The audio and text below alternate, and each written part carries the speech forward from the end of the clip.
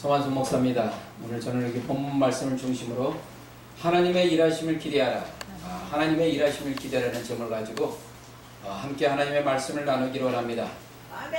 이스라엘이 남유다 왕국과 북이스라엘 왕국으로 해서 이렇게 왕국이 분열됐을 때, 특별히 북이스라엘 왕국에서 바알과 아세라라는 우상을 극성스럽게 섬겼던 왕이 있었습니다. 누구죠? 아방이었습니다. 그는 이세벨 왕비의 영향을 받아가지고 아주 바알과 아세라를 극성스럽게 섬겼고 하나님의 진노를 사왔습니다. 이러한 때 북이스라엘 백성 가운데서 이런 질문을 하나님 앞에 기도를 올렸을 겁니다. 하나님 과연 일하고 계십니까? 그때 하나님께서 뭐라고 말씀하셨습니까? 일하고 계신다고 했습니다. 누구를 통해서? 바로 엘리야 선지자를 통해서 일하고 계셨습니다. 또 하나님께서 일하고 계셨습니다. 누구를 통해서? 바알과 아세라에게 무릎 꿇지 않은 7,000명과 함께 하나님께서 일하고 계셨습니다. 자, 1세기 후반 도미티안 황제가 황제 수급에 대해서 극렬하게, 특별히 크리스찬들에게서 엄청난 핍박을 가했습니다. 그들에게서는 옥에 갇혔고 사나운 야수에게 그들의 생명을 잃는 위기 상황이 있었습니다. 그때 1세기 성도들이 하나님 앞에 어떤 기도를 했을까요? 하나님 과연 일하고 계십니까? 당연히 일하고 계시죠. 계시록 4장 말씀에서 보좌 위에 앉으시는 하나님께서 여전히 통치하시고 다스리고 계신 것을 분명히 증거하고 있습니다. 지금 우리 조국, 우리 민족을 살펴보십시오. 북한 핵 미사일 위협에 우리에 처했습니다. 이때 우리 성도님들이 하나님 앞에 기도할 것입니다. 하나님 과연 일하고 계십니까? 당연히 일하고 계시. 누가? 하나님의 마음에 합한 자들과 함께 그들과 동행하면서 지금도 일하고 계십니다. 오늘 본문 말씀 보게 되면 바로 아브라함이 하나님의 일하심을 경험하고 위대하게 믿음의 조상으로서 조금도 손색이 없게 쓰임받는 말씀이 오늘 말씀입니다. 자, 약으로 생각한다면 구의 말로 혼돈을 터뜨렸어요. 누가? 아브라함. 그렇다면 이렇게 아브라함이 하나님으로부터 쓰임받는 인생, 하나님의 일하심과 함께 동행하는 인생, 무엇 때문에 가능했을까요? 첫째로 영생하신 여호와 하나님을 믿었기 때문에. 아멘. 바로 믿음을 통해서 그것이 가능한 것입니다. 믿음은 바라는 것들의 실상이요 보지 못하는 것들의 증거라고 그랬습니다. 자, 바라는 것들의 실상, 헬라로 큐포스타시스라고 했습니다. 어떤 부분에 보니까 가장 중심의 근거가 된다는 것이요. 근거. 자, 미국의 맨하탄에서 그 엄청난 100층 이상의 건물이 올라갈 수 있도록 가능한 것은 무엇이죠? 바닥이 뭐였기 때문에? 바위이기 때문에 그게 가능한 거예요. 우리 믿음도 마찬가지입니다. 예수 그리스도는 확실한 믿음과 확신이 있어야만이 온전히 하나님 앞에 쓰임받는 인생인 것입니다. 지금도 보면 주변에 많은 사람들이 정말로 가장 중요한 이 구원의 확신, 예수님이 주님이시다, 예수님이 그리스도이시다라는 이 확신을 갖지 못하는 인생들이 많이 있어요. 그러니까 어떤 상황에 따라서 보니까 흔들리는 거예요. 자, 우리가 하나님에 향한 믿음 무엇입니까? 먼저 초월적 하나님을 믿는 거죠. 그렇죠. 구만리 장천에 계시지만은 여전히 보좌 위에 앉으셔서 우리 인생을 다스리시고 통치하시고 주관하시는 하나님. 어떤 하나님? 초월적 하나님을 우리가 믿습니다. 또한 대제적 하나님을 믿습니다. 우리가 예수님을 주님으로 믿고 영접하게 되면 성령께서 우리를 인쳐주신다고 했어요. 하나님의 자녀가 되는 것입니다. 너희가 하나님의 성전인 것과 하나님의 성령이 너희 안에 있는 것을 알지 못하느뇨. 얼마나 감사해요. 성령께서 우리 안에 내재를 통해서 영원한 구원의 보증이 되시고 우리의 삶 모든 것을 날마다 승리케 하신다. 내재적 하나님을 우리가 경험하게 되잖아요. 또한 우리가 어떤 하나님을 경험하게 됩니까? 바로 전능하신 하나님. 전능하신 하나님을 믿는 거예요. 그분은 창조주가 되시고 그분은 마지막 심판주가 되십니다. 그 하나님이 내 인생을 붙든다면 나의 삶에서 조금도 흔들림이 없어요. 우리가 요한계시록 1장 후반부에 보게 되면 바로 부활하시고 승리하신 예수님께서 능력의 오른손으로 어디를 붙들고 있어? 교회를 붙들고 있다. 그렇기 때문에 삶의 조항이 아무리 어렵더라도 흔들림이 있습니까? 없습니까? 조금도 없다. 왜? 부활하시고 승리하신 예수님께서 나를 붙들고 있기 때문에. 죽음이 끝이 아닙니다. 죽음 위에 뭐가 있습니까? 부활과 영광이 있습니다. 이 소망을 갖는, 이 믿음을 갖는 우리라면 조금도 흔들림이 없는 것입니다. 자, 우리가 히브리서 11장 19절 보게 되면 놀라운 그 고백이 나오고 있습니다. 무엇입니까? 아브라함은 하나님께서 이삭을 죽은 자 가운데 달리 살리신 것을 믿었다, 안 믿었다? 믿었다. 믿었기 때문에 누구를 바쳐줍니까? 이삭을 번제로 바칠 수 있는 그런 행동으로 나타나는 거예요. 이 믿음을 하나님께서 우리에게 요구하고 계셔요. 오늘 바로 누구? 나를 바라보시오. 너희가 과연 이 믿음이 있느냐? 너희가 정말로 내 마음에 내 뜻대로 쓰임받는 그 믿음이 있느냐? 살아있는 믿음이 있느냐? 생동감 있는 믿음이 있느냐? 영생의 믿음이 있느냐? 그 믿음이 있을 때 하나님께서 우리를 쓰셔요. 하나님께서 우리를 통해서 일하고 계셔요. 쓰임받는 인생 얼마나 복되고 존귀한 인생입니다. 멋진 고백을 하지 않습니다. 바로 하나님께서 아브라함을 테스트할 때 어때요? 조금도 주저하거나 망설이지 않습니다. 왜? 그 영생하신 하나님을 믿었기 때문에. 그런데 우리가 놀라운 것은 22장 1절 부분에 대해서 아브라함이 그 믿음을 갖게 되는, 그 생명력 있는 그 굳건한 믿음을 갖게 되는 중요한 구절이 있습니다. 그게 뭐죠? 22장 1절 중에는 그 일 후에, 이 그 일 후에는 상당히 많은 시간을 내포하고 있어요.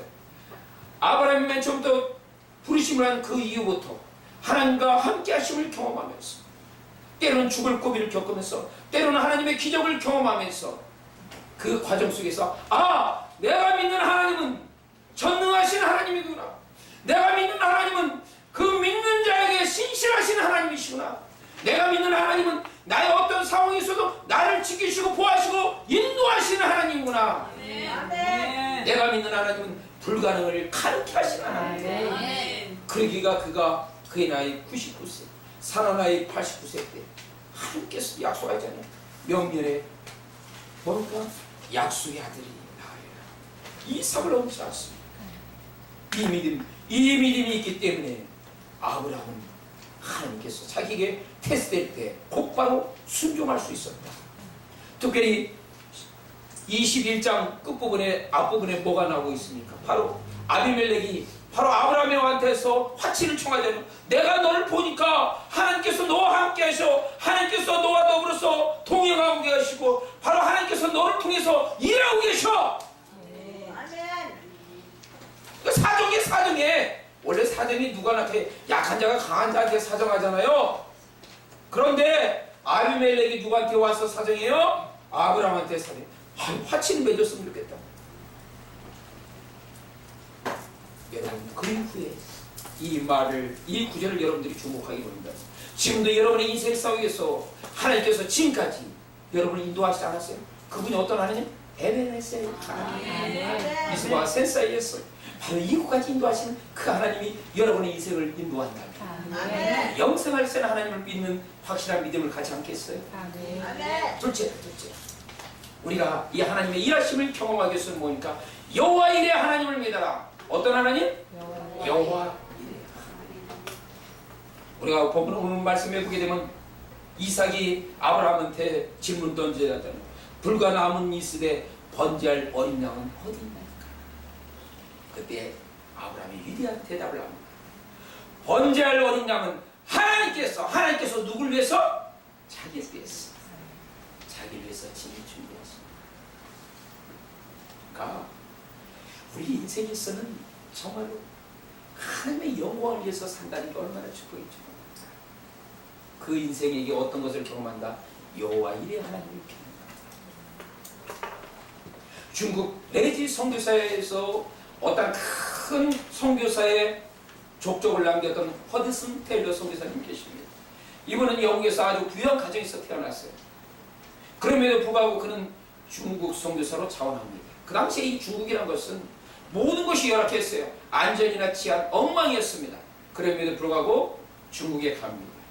그런데 중국에 가서 열심히 선교 사역을 하고 있는데 어느 날 영국에서 선교 그 본부, 그러니까 허드슨 테일러를 파송했던 선교 본부에서 이런 편지가 날라옵니다. 테일러 선교사님, 우리 선교 본부의 재정이 이제 바닥이 났습니다. 더 이상 테일러 선교사님한테 물질적으로 재정적으로 지원할 수 없습니다. 이제 본국으로 돌아오십시오. 그때 테일러 선교사님이 그 말 듣고 실망해서 영국으로 갔을까요? 천만에. 나는 나와 함께 하신 하나님, 나의 모든 것을 채우시는 여호와 일의 하나님을 믿겠다. 그래서 어때요? 돈이 안 오니까 어때요? 그냥 입는 옷, 그냥 중국 사람이 입는 옷 그대로 입고, 먹는 거 뭐요? 그 사람들이 먹을 거 주면 먹고 안 주면 어때? 굶어야죠. 굶었습니다. 그리고 어떤 성경에서 많은 위협이 있었지만 그때마다 하나님이 일하시는 경험, 위대한 선교사에게 족적을 남겼다는 거죠. 그것을 통해서 수많은 영국에서 선교사들이 바로 중국으로 자원합니다. 허드슨 테일러 선교사님과 함께하는 하나님께서 바로 나의 가는 길에서도 함께하지 않겠느냐. 얼마나 뜨거운 열정과 비전까지 있겠어요. 동참한 거 아니에요. 맞습니다. 오늘날도 마찬가지입니다. 과연 나의 삶의 자리에서 여호와의 일에 하나님을 우리가 믿고 의지한다면 그 하나님께서 여러분과 동행할 것입니다. 그 하나님께서 여러분의 가는 모든 길에 기적과 이적과 표적을 나타낼 것입니다. 그 하나님께서 마지막 때에 주님 다시 오실 매우 가까운 이때에 하나님의 위대하심을 여러분을 통해서 증거할 것입니다. 바로 여러분은 하나님의 영광이요 하나님의 보배요 하나님의 자존심인 것입니다.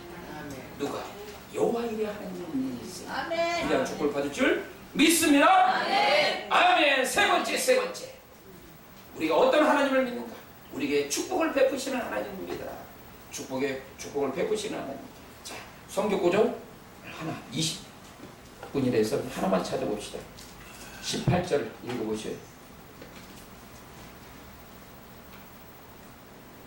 22장 18절.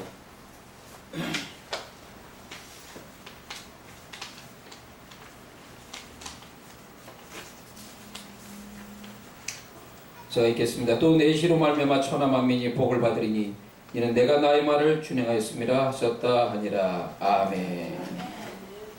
무슨 말입니까? 아브라함이 뭐가 됐다? 축복의 통로가 된 거예요. 축복을 패스하는 거예요. 그러니까 하나님께서 우리에게 복을 주시면 그 복을 그냥 나 혼자만 누리고 그런 게 아니에요. 축복을 그냥 패스하라, 패스. 자, 보세요. 사르밧가보에게 놀라운 기적이 일어났죠. 뭡니까? 엘리야 선지자의 말에 순종하니까 통의 가루와 병의 기름이 줄어들었다, 안 줄어들었다? 안 줄어들었다. 그런데 여기서 이 구절에 놀라운 것이 있습니까? 여기 보면 사르밧가보와 그의 뭡니까? 친척, 그 다음에 엘리야 선지자 이렇게 나오고 있습니다.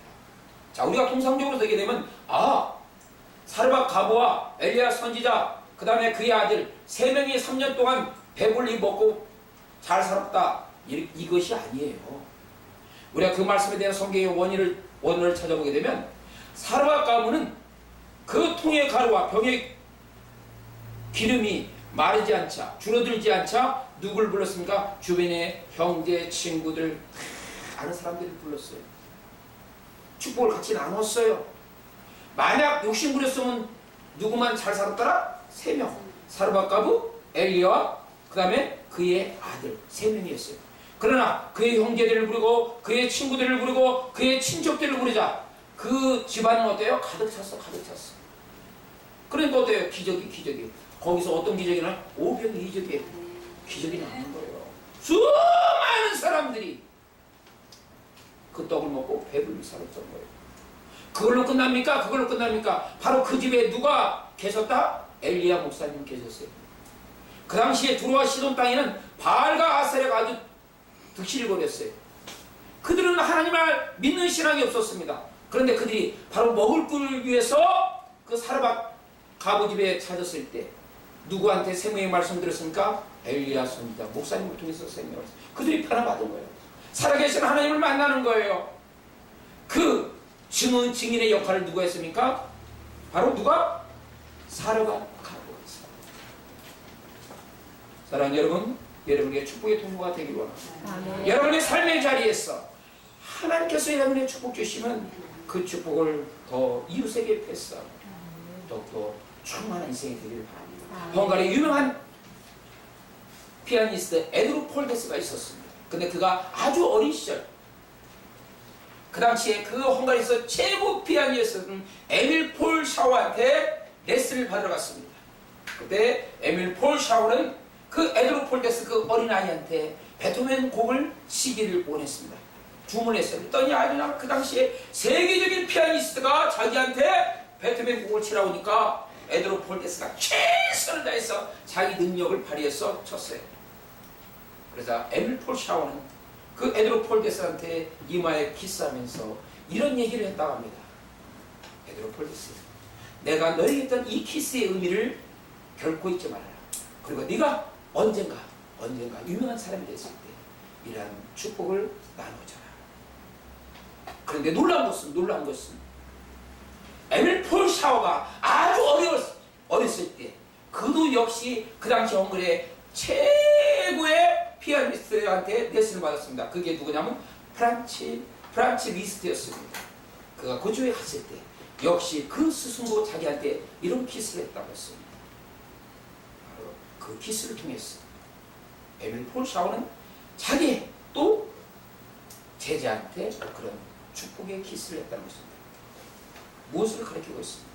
여러분이 갖고 있는 재능, 능력, 하나님께 받은 이 탤런트, 이러한 모든 것을 통해서 하나님의 나라와 의를 위해서 사용되어진다면 여러분은 축복의 통로가 되는 존귀한 인생이 되기를 축복합니다. 아멘. 우리가 이 마지막 때 하나님의 일하심을 기대하십시오. 무엇을 통해서? 영생하시는 하나님을 믿음을 통해서. 무엇을 통해서? 바로 에베네스는 하나님을 경외함을 통해서. 무엇을 통해서? 여러분의 인생의 축복의 통로가 되는 인생을 통해서. 마지막 때 하나님의 일하심을 경험하며 하나님 앞에 쓰임받는 존귀한 인생 되기를 축복합니다. 아멘.